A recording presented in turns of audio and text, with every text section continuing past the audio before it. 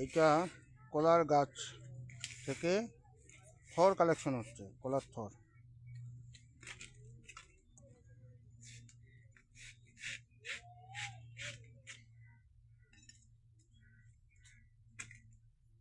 এই থরটা আবার খুব উপাদেয় সবজি বিক্রি হয়। এটা বিচি কলা, আমাদের বেশি ভাষায় আঠিয়া কলা বলে, আঠিয়া কলার থর। তবে আঠিয়া কলার এই মোচাটা যত খেতে টেস্টি, এটা ঘাঁচা ঘাঁচা করে। আর এই সিঙ্গাপুরি কলার থরটা সব থেকে নরম। এখান থেকে থর কালেকশন করা সংগ্রহ করবে।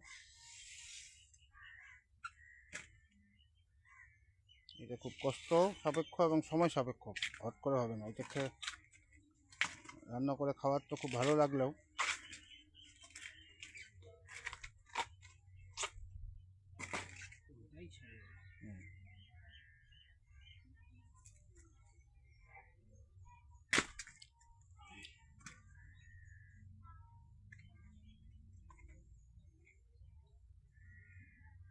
বিক্রি করার সাইজ তো।